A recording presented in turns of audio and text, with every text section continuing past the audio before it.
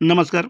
गडचिरोली चिमूर या मतदारसंघामध्ये कोण कोणाविरुद्ध लढणार याविषयीचा सविस्तर असा आढावा आपल्याला या व्हिडिओमध्ये पाहायला मिळेल. गडचिरोली चिमूरसाठी डॉक्टर नामदेव किरसान यांच्या नावावर शिक्कामोर्तब करून 23 मार्च रोजी काँग्रेसने फेस चेंजची खेळी खेळली आहे.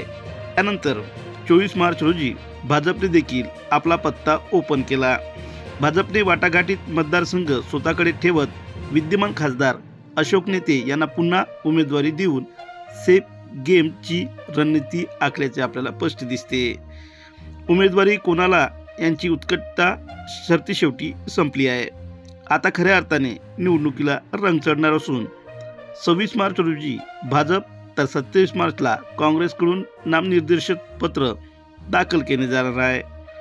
चंद्रपूर व चिमूर लोकसभा मतदारसंघाचे विभाजन होऊन 2008 मध्ये गडचिरोली चिमूर हा नवीन लोकसभा मतदारसंघ उदयास आल्यानंतर 2009 मधील पहिल्याच निवडणुकीत काँग्रेसचे मारुतराव कोवासे यांना विजय मिळवला होता. 2014 मध्ये काँग्रेसने कोवासे यांचे तिकीट कापून डॉक्टर नामदेव उसेंडी यांना संधी दिली होती. 2014 आणि 2019 मध्ये डॉक्टर उसेंडी यांच्या वाट्याला पराभव देखील आला होता.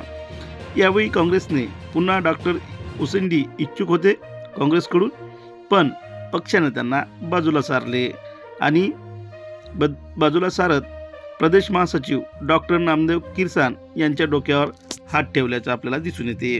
जिल्हा परिषद एक वेळा विधानसभा लढवलेले डॉक्टर किरसान लोकसभा निवडणुकीला पहिल्यांदाच समोर जात आहे.